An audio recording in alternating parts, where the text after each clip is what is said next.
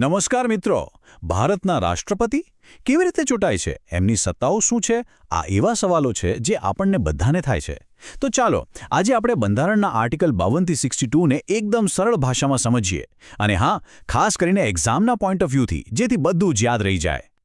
Okay, તો આજે આપણે શું જોવાના છીએ?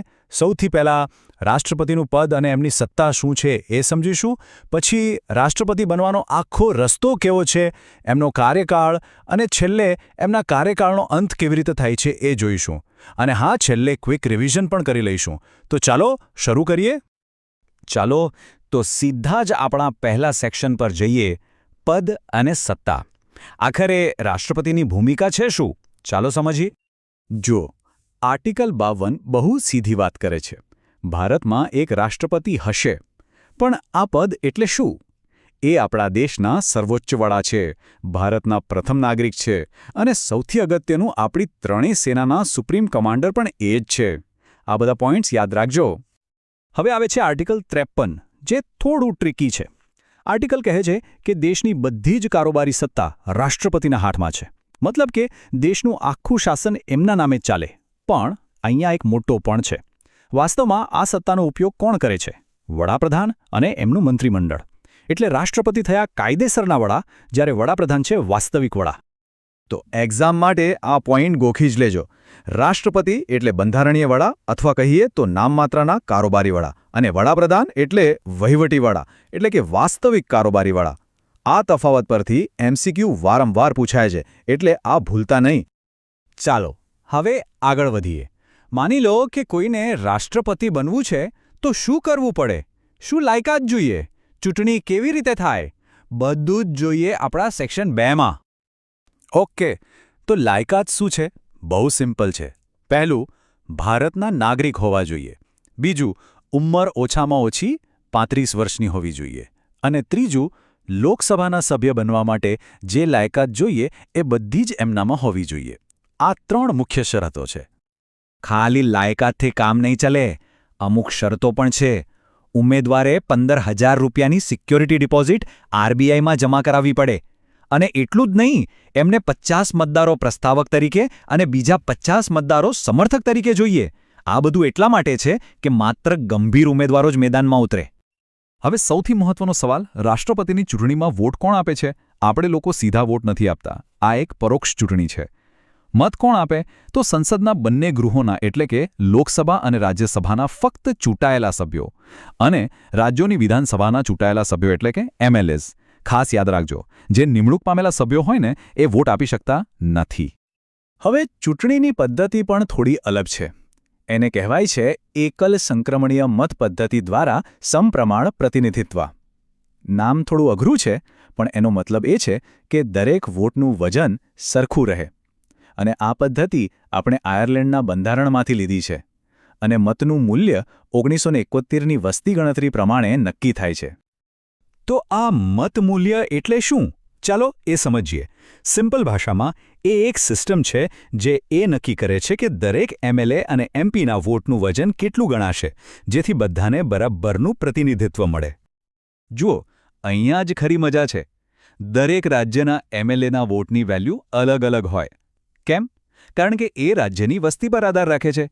પણ દેશના બધા જ એમપી, એટલે કે સાંસદોના વોટની વેલ્યુ એક સરખી જ હોય છે. આનાથી એક બેલેન્સ બને છે. અને આ નંબર 708, અને બરાબર યાદ રાખી લેજો, પરીક્ષામાં સીધો પૂછાઈ શકે છે. આ શું છે? આ છે દરેક સાંસદના મતનું મૂલ્ય 708. ઓકે, તો ચૂંટણી પૂરી થઈ, રાષ્ટ્રપતિ ચૂંટાઈ ગયા. હવે આગળ શું? એમનો કાર્યકાળ કેવો હોય? ચાલો આપણા ત્રીજા સેક્શનમાં એ જ જાણીએ. તો 3 મુખ્ય વાતો. પહેલું, શપથ. રાષ્ટ્રપતિને શપથ કોણ લેવડાવે? ભારતના મુખ્ય ન્યાયાધીશ, એટલે કે ચીફ જસ્ટિસ ઓફ ઇન્ડિયા. બીજું, કાર્યકાળ. એમનો કાર્યકાળ હોય છે 5 વર્ષનો. અને ત્રીજું, શું કોઈ ફરીથી રાષ્ટ્રપતિ બની શકે? હા, બિલકુલ. આપણા બંધારણમાં એના પર કોઈ લિમિટ નથી. ગમે તેટલી વાર બની શકાય છે. હવે માની લો કે ચૂંટણીમાં કોઈ ગડબડ થઈ, કોઈ વિવાદ થયો, તો એનું સોલ્યુશન કોણ લાવશે? ફક્ત અને ફક્ત સુપ્રીમ કોર્ટ. આ એમનો જ અધિકાર છે. અને જો સુપ્રીમ કોર્ટ ચૂંટણીને રદ કરી દે, તો 6 મહિનાની અંદર નવી ચૂંટણી કરાવવી જ પડે. સારું, તો હવે વાત કરીએ કાર્યકાળના અંતની. રાષ્ટ્રપતિનું પદ કેવી રીતે ખાલી પડે છે અથવા તો એમને પદ પરથી હટાવવાની પણ કોઈ પ્રક્રિયા છે? ચાલો આ બધું જ સમજીએ આપણા ચોથા સેક્શનમાં. રાષ્ટ્રપતિને પદ પરથી હટાવવાની જે પ્રક્રિયા છે એને કહેવાય છે મહાભિયોગ. આ કોન્સેપ્ટ આપણે યુએસએના બંધારણમાંથી લીધો છે. એની શરૂઆત કેવી રીતે થાય? સંસદનું કોઈ પણ ગૃહ, લોકસભા કે રાજ્યસભા આ પ્રસ્તાવ લાવી શકે. પણ એના માટે એ ગૃહના ઓછામાં ઓછા ચોથા ભાગના સભ્યોની સહી જોઈએ. અને પ્રસ્તાવ લાવતા પહેલાં રાષ્ટ્રપતિને 14 દિવસની નોટિસ પણ આપવી પડે. હવે સૌથી અઘરો ભાગ. આ પ્રસ્તાવને બંને ગૃહોમાં એટલે કે લોકસભા અને રાજ્યસભા બંનેમાં કુલ સભ્યોની 2/3 બહુમતીથી પાસ કરાવવો પડે. આ કોઈ નાની વાત નથી, આ વિશેષ બહુમતી છે. અને એટલે જ એ જાણવું બહુ રસપ્રદ છે કે આજ સુધી ભારતના ઇતિહાસમાં એક પણ રાષ્ટ્રપતિને મહાભિયોગ દ્વારા હટાવવામાં આવ્યા નથી. પણ જો રાષ્ટ્રપતિનું પદ મૃત્યુ, રાજીનામું કે મહાભિયોગને કારણે ખાલી પડી જાય તો તરત જ ઉપરાષ્ટ્રપતિ એમની જગ્યા લે છે.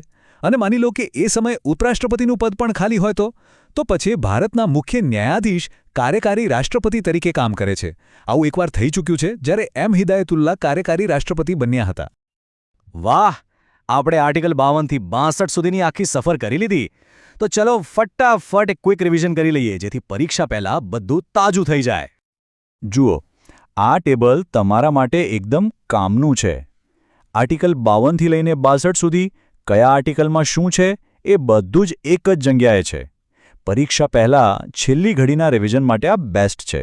આનો એક સ્ક્રીનશોટ જરૂર લઈ લેજો. તો આ હતા રાષ્ટ્રપતિ સાથે જોડાયેલા બંધારણના મુખ્ય અનુચ્છેદો. આપણે જોયું કે કેવી રીતે આપણું બંધારણ એક નામ માત્રના વડા અને એક વાસ્તવિક વડા વચ્ચે સત્તાનું અદ્ભુત સંતુલન બનાવે છે. આના પરથી એક વિચાર આવે છે કે આ જ સંતુલન આપણા લોકતંત્રને આટલું મજબૂત અને ખાસ બનાવે છે, ખરું ને? આ સવાલ પર વિચારતા રહેજો. મળીએ પછી. આભાર.